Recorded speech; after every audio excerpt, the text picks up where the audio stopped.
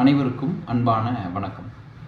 இந்த உலகத்தில் இன்பம்னா என்ன, மகிழ்ச்சினா என்ன அப்படின்னு தெரியாமையே கடைசி வரைக்கும் வாழ்ந்து செத்து போனவங்க நிறைய பேர் இருக்கிறாங்க.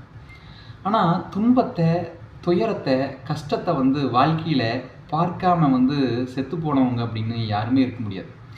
கஷ்டப்படாமல் இந்த உலகத்தில் பிறந்துட்டு உயிர் போகிறது அப்படிங்கிறது அவ்வளோ சீக்கிரம் சாத்தியமே இல்லை. அப்படின்னா இன்பத்தை சந்திக்காத மனிதர்கள் உண்டு, ஆனால் துன்பத்தையே சந்திக்காத மனிதர்கள் என்று இந்த பூமியில் யாருமே கிடையாது. ஆனால் வாழ்க்கையில் கஷ்டங்கள் வருகிற போது நம்ம என்ன சொல்லுவோம் அப்படின்னா, எதுக்கு என்னையெல்லாம் கடவுள் படைச்சாரு, இவ்வளவு குறைகளோடு என்னை படைச்சிட்டாரு அப்படின்னு சொல்லி கடவுள்கிட்ட நம்ம புலம்புவோம். கடவுளை என்னையெல்லாம் ஏன் படைச்ச, ஏன் இப்படி கஷ்டப்பட வைக்கிற அப்படின்னு சொல்லி புலம்புவோம். சமீபத்தில் நான் ஒரு கதை ஒன்று படித்தேன். என்ன அப்படின்னா, ஒரு பெரியவர் மலையினுடைய உச்சியில் குடியிருப்பார். ஒரு மலையினுடைய உச்சியில் குடியிருப்பார். தண்ணீர் வேணும் அப்படின்னு சொன்னால் கீழே தான் எடுத்துகிட்டு போவோம். எப்படி எடுத்துகிட்டு போவார் அப்படின்னா, ஒரு குச்சியில் 2 மண்பானைகளை கட்டி அதில் இப்படி கட்டி சுமந்து அந்த மலை ஏறித்தான் அந்த தண்ணீரை கொண்டு போவார். இந்த பக்கம் ஒரு பானை, இந்த பக்கம் ஒரு பானை. அப்போ ஒரு பானை உடஞ்ச பானையாக இருக்கும். அப்போ அந்த உடஞ்ச பானை நல்ல பானை கிட்ட சொல்லும். என்ன சொல்லும் அப்படின்னா, பாரு, என்னுடைய பானை நல்ல பானையாக இருக்கிறதுனால, எந்த ஓட்டையுமே இல்லாத இருக்கிறதுனால முழுமையாக அவர் கொண்டு வரக்கூடிய தண்ணி முழுமையாக கொண்டு இந்த அவருக்கு சேருது.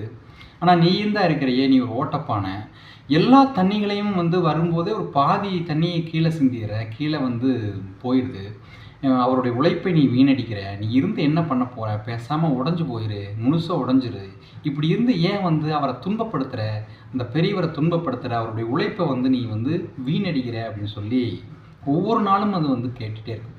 ஒரு நாள் அந்த பானை பொறுக்க மாட்டாமல் அந்த பெரியவர்கிட்ட சொல்லும். என்ன சொல்லணும் அப்படின்னா, பெரியவரே, என்னை முழுசாக உடைச்சிருங்க, இந்த பானை என்னை அவமானப்படுத்துது. என்ன அவமானப்படுத்துது, நீ உடஞ்ச பானை, நீ அவருடைய உழைப்பை வீணடிக்கிற, உன்னால் எந்த பயனும் இல்லை அப்படின்லாம் அவமானப்படுத்துது.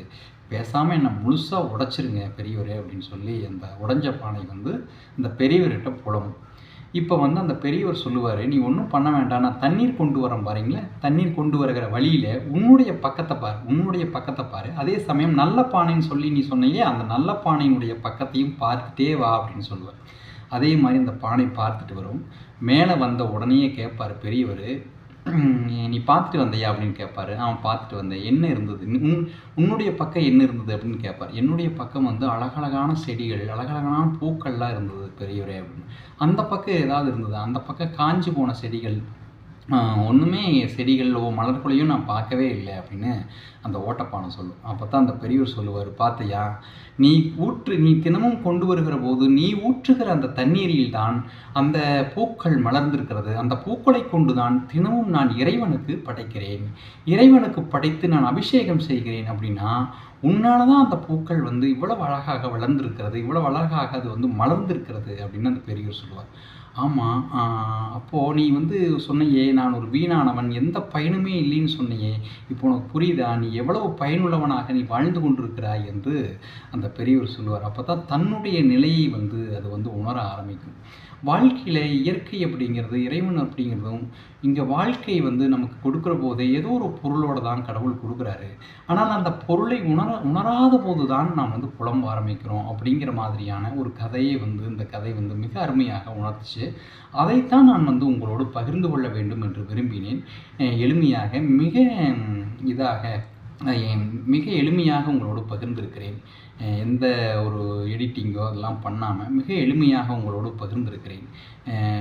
உங்களுக்கு சேரட்டும் என்றே விரும்புகிறேன். நன்றி, வணக்கம்.